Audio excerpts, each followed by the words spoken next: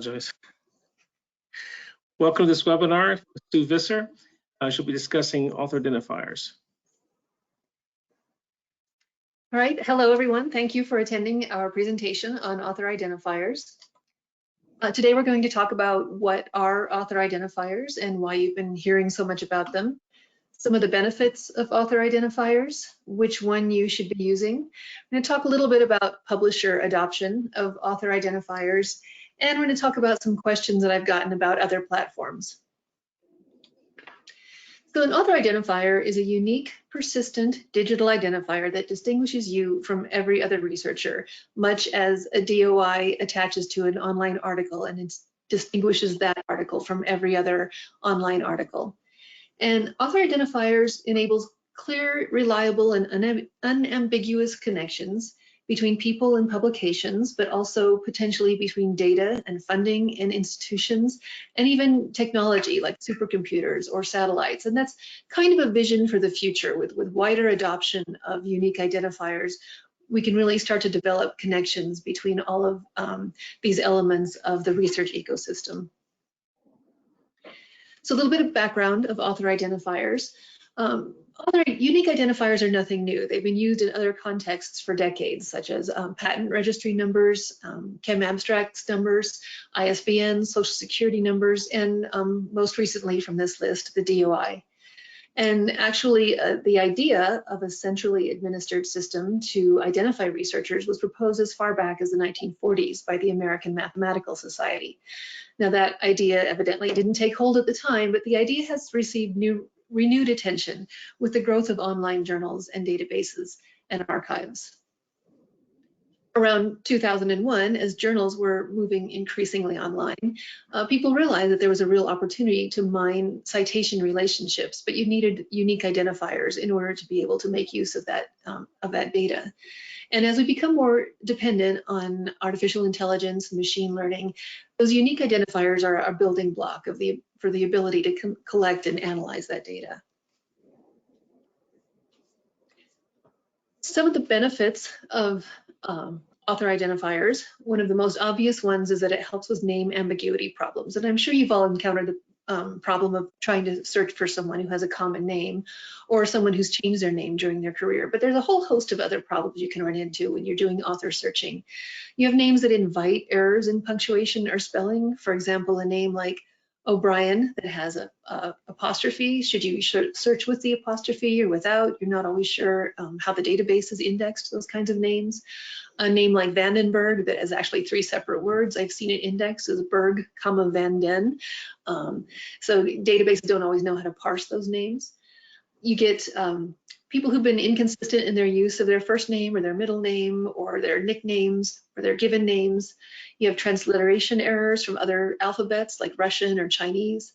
And then there are cultural differences in name order and usage, where if you're outside of that culture, you don't always know what is the last name that you should be searching. And even if you know, maybe the database doesn't know and it's made indexing errors. So a unique identifier helps eliminate all of these name ambiguity problems. But besides that, there are other benefits to using an author identifier. You make sure that you get correct attribution for your work. It helps you maintain a publications list that's always ready to go when you need it. It helps you compile publication metrics when you need them. It helps others find you, and not just your publications, but all of your professional output, your research activities, and your other professional activities. It can help you establish and curate your online identity as a researcher. And as I mentioned, these unique identifiers help give us the opportunity for richer cross-referencing and data mining that can help us really start to build some networks in the research ecosystem. And finally, your identifier remains the same even if you change institutions or your name or the focus of your research field. So even if you're still not convinced, the federal government apparently is. This is from a recent report from January of this year, recommended practices for strengthening the security and integrity of America's science and technology research enterprise from the National Science and Technology Council. And one of the recommendations from that report is that research organizations should establish policies regarding requirements for research enterprise employees to be registered with a service that provides a digital persistent identifier. DPIs represent a valuable mechanism for accurately linking researchers with their awards, publications, and research outputs, which is exactly what I've been saying over the last few slides. It's not just about your publication, but it's about all of your professional activities. And then along with that, there was a presidential memo in January of this year on US government-supported research and development national security policy. And one of the recommendations in that memo was that, consistent with applicable laws, within 1 year of the date of this memorandum, funding agencies shall establish policies regarding requirements for individual researchers to be registered with a service that provides a digital persistent identifier. So this is not going away. You're going to be hearing more about it. Within the library and the NOAA Library Network, we haven't really discussed this much or what it means for any recommendations, but this is certainly not the last you'll hear about author identifiers. So which author identifier should you be using? These are the three main ones in use right now. And that bottom one, Scopus, I'm not going to say much more about today. It's proprietary, it's owned by Elsevier, and it's part of the Scopus database. And we don't subscribe to that here. And so you don't have access to it, but I have it here because you may have heard of it and you may have been wondering how it fits into this conversation. But it's analogous to Publons, which we will be talking more about. So the top one there, ORCiD, which stands for Open Researcher and Contributor Identifier, is a nonprofit, is non-proprietary.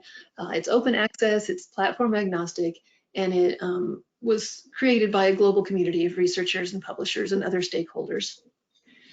And I'll be saying more about each of these in just a moment. Publons, formerly known as Researcher ID, is proprietary. It's owned by Clarivate Analytics, which is the parent company of Web of Science and EndNote and Journal Citation Reports. And Publons was originally a platform that was developed to help you track your peer review and editorial activities. And Researcher ID was developed separately by Clarivate Analytics. And early last year, Clarivate acquired Publons and announced that they were rolling Researcher ID into Publons. So they seem to be somewhere in the middle of that transition, and I see both terms still being used, and I'm not sure if eventually the term Researcher ID is going to go away and it'll just be called Publons. So you should be aware of both terms, and I'll be using them both throughout this presentation. So a little bit more about ORCiD. As I said, it's a nonprofit consortium, consists of stakeholders in scientific research and scholarly communications. It's widely used, and if an identifier is going to be required on something that you're submitting, you may have submitted a grant proposal or a manuscript that required an identifier. If that happens, it's most likely going to be the ORCiD because of its non-proprietary status. As I said, it's the most widely used internationally. It has strong support from publishers, which we'll talk about a little bit more a little bit later. It has the option to add a trusted individual to help you keep your profile updated. So if you have the luxury of having an assistant or someone who can help you with your profile, I recommend using that. It does not provide citation metrics, which is one of the big differences between ORCiD and the proprietary identifiers, is that it doesn't give you your citation count or an H-index or anything like that. And you can get there just by going to orcid.org. A few more details about Publons. As I said, it is proprietary. It works within the Web of Science environment. It does provide metrics. Those metrics are pulled from Web of Science. So when it gives you a citation count, it's counting citations as they are found in Web of Science. Your Researcher ID or Publons login is the same as your Web of Science login. And if you don't have a Web of Science login, you should have one of those because you're missing out on a lot of functionality if you're not using an account on Web of Science. And you can get there by going directly to publons.com or from the link in Web of Science, which I'll show you in a few moments. So again, which one should you use?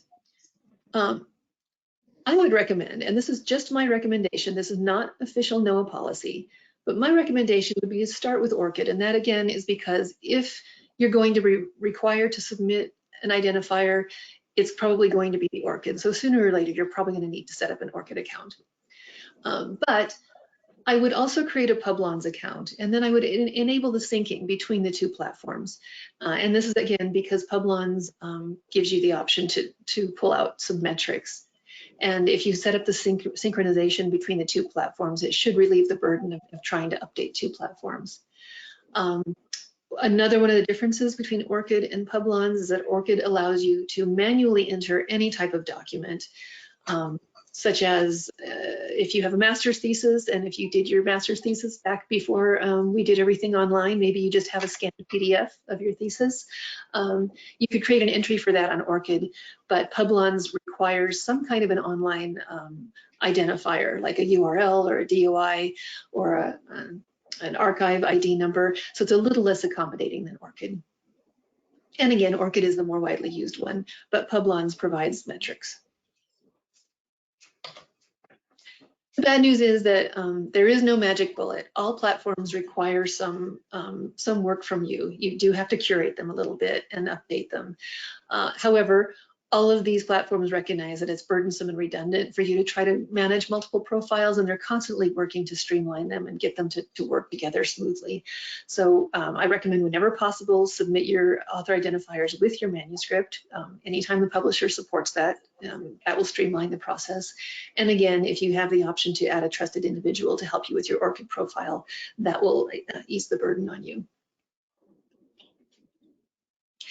So ORCiD has strong publisher support. In fact, publishers were kind of the driving force between creating an open access identifier, one that wasn't associated with a particular publisher.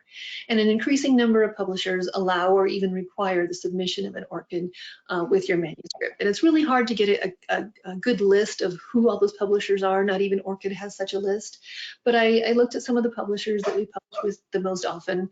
And you can see that with some of them, for AGU and Science and PLOS, it's required for the corresponding author. It's an option or encouraged for other authors. IEEE requires it for all authors. Nature and Wiley, it's optional, but it is an option. It does have the mechanism to submit an identifier. American Meteorological Society, I could not find anything in their author instructions about even the option to submit an identifier, which is kind of surprising because they are a member of the ORCiD consortium, which indicates that they support the idea. But from what I could tell, they haven't really implemented it yet. And if I'm wrong about that, feel free to contact me and correct me on that point. So these are some questions I've gotten as I've given a shorter version of this presentation to some all-hands meetings for some of the research groups. People have asked me, well, why aren't you talking about Google Scholar? It's so much easier. It just updates automatically. For one thing, Google Scholar is a profile. It is not an identifier. It still doesn't disambiguate you from other researchers with the same name in the same field. There's more than one John Brown at NOAA. Google Scholar is not going to help you identify whether you've got the right one or not. It's uncurated data. There is no quality control in Google Scholar. It has no integration with other services. It still needs some attention from you. It does update your profile automatically, but it can make mistakes. And it can only list what Google Scholar crawlers can find. And it has very limited export options. ResearchGate has many of the same limitations as Google Scholar. But in addition to that, you do need to remember it is a commercial social networking site. It is a company that is profiting off of your participation on their platform. And if that's okay with you, that's fine, but it's important to remember that. And there are some questions. Yes, you can find PDFs on ResearchGate and you can attach PDFs, but there are some questions about copyright compliance associated with ResearchGate. And then I've been asked about, I think it's pronounced Science CV, which is a platform hosted by NIH, and it's required for grants that include NIH funding. So it's possible you've been required to set up a profile on Science CV, but it doesn't substitute for this unique identifier that we're talking about today.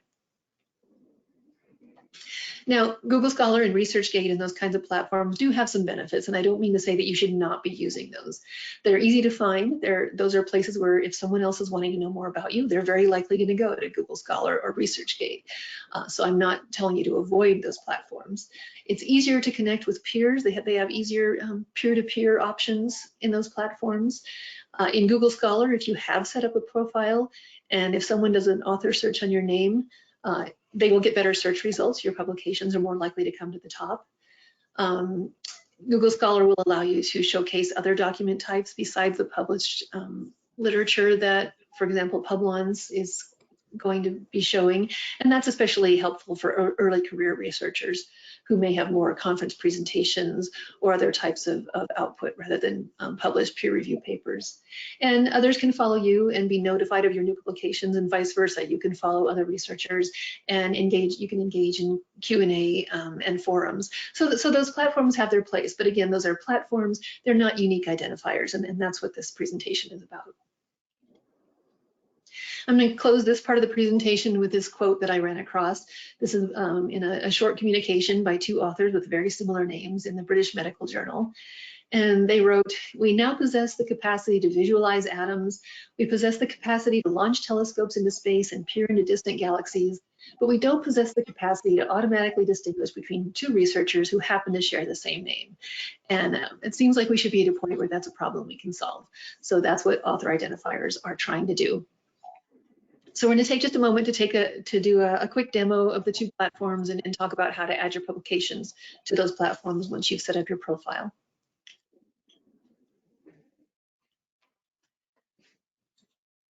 So we're going to start with ORCiD, and when you go to orcid.org, if you haven't registered, you'll just go to this Register Now button. I'm not going to walk through the registration process. It's pretty straightforward. The only information ORCiD requires from you is your name and your email, and it doesn't even have to be an institutional email. It could be a Hotmail email if that's what you want to use. It's pretty user-friendly that way. And this is my view. This is my dashboard view. This is not what the public sees. But you can see you can add more than just your publications. You can add your educational background, your employment background, invited positions and awards and distinctions, membership. You can put as much or as little of that as you want to here. And for all of this, you have options for privacy settings, whether you want everybody to be able to see it or if you want no one to be able to see it. Every single one of these sections has these privacy options. But we're going to go down here and look at works. This is how ORCiD, this is my publications list here. And one of the problems with me giving this presentation is I don't have any publications of my own. So I can sit here and talk about how easy it is, but it's hard for me to test drive it. I do have this poster that I presented a couple of years ago at the Global Monitoring Annual Conference. So this is my one publication that I have here as an example. But when you get down to wanting to add your works, you would go to this link, Add Works. And I would start with search and link. And ORCiD has set up relationships with a number of databases. And I would start with Crossref and DataCite. Those are two DOI registries. So anything that you publish that has a DOI, hopefully ORCiD will be able to find them in one of those two databases. This ORCiD link is relatively new. If you have co-authored anything with a Department of Energy employee, it might have been deposited with ORCiD, so that might be worth taking a look at. And I might also recommend, you don't have to do all of these databases. Some of them are specialized and they're not going to be applicable to you. But I might also recommend this one at the bottom called the Lens. The Lens is a relatively new open access database, and it harvests data from a variety of sources, from DataCite and Crossref and PubMed and Archive, and it aggregates it into a single database. So if you're not happy with what you found in other links that you've tried here, you might give that a try. Notice that there is no link for Web of Science here. There used to be, and they took it down when they were in the process of rolling Researcher ID into Publons, and I haven't gotten a good answer about if or when that link is going to be reestablished. So you can't pull your Web of Science, you can't pull from Web of Science to populate your ORCiD account, but you can push from your Publons account to ORCiD, and we're going to talk about that in a few moments.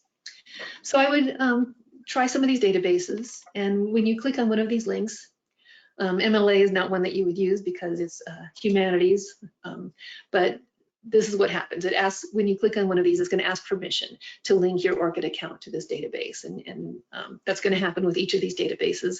And once you've granted your permission, it's going to go in there and try to find things that link up, and it'll give you a list, and you can choose the ones that are your publications. Just a quick look at, so if you haven't found what you wanted to by doing those automated database searches, you have other options. If you have something that's been posted on ORCiD, you can just put the archive ID number in, or a DOI number, or a PubMed ID, and there's just a box where you can paste that number. This obviously would be pretty laborious to do for all of your publications, so you want to start with as much of a bulk import as you can. You can import a big BibTeX file, and there is oh, here we go. And there's right here, there's information about how that BibTeX file should be formatted. So if you have a list that you've exported from some other platform, you might be able to use this method. And again, you can add manually. So if all else fails, if you want to add your master's thesis, you can just open up this box and type in the fields here. The only thing that ORCiD requires is the type of work and a title.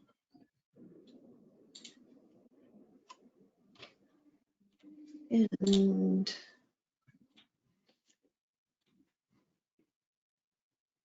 I lost my link.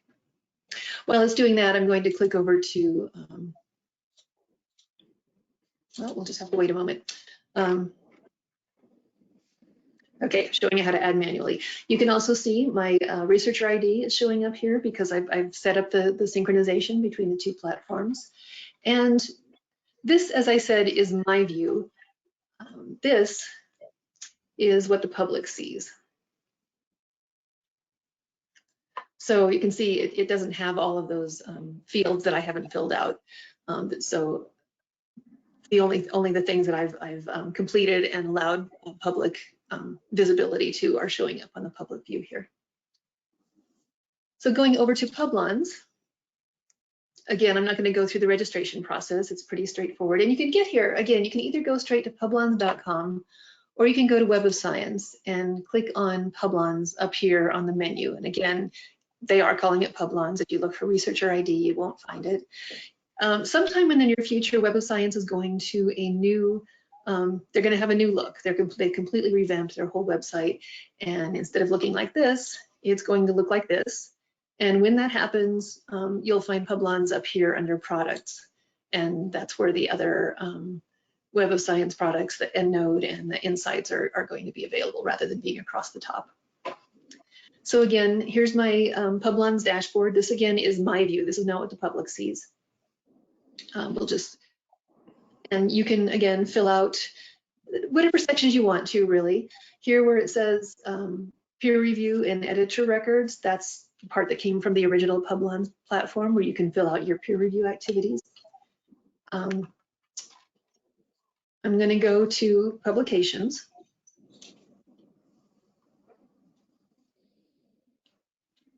And you can see here automatically it was searching Web of Science. It went by pretty quickly, but when you first link in here, there was a message that said searching Web of Science. And since I don't have any publications in Web of Science, it didn't find anything, but presumably it would find yours. And again, it would give you a list that you could select. So you could import those directly from Web of Science. Hopefully that's a good majority of your publications. But if you don't find everything, you can click on this import publications box, and you have some additional options, just like you do with ORCiD. You can click Sync with ORCiD. If you do this, it's going to pull your existing publications list from the ORCiD profile you've set up, but it will not be setting up ongoing syncing going forward. We have to do that somewhere else, and we'll move on to that in just a moment.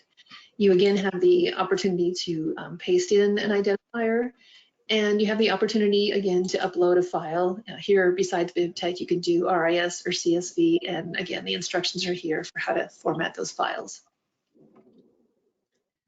To set up the syncing between the two platforms, we're going to go down here to Settings and then Permissions.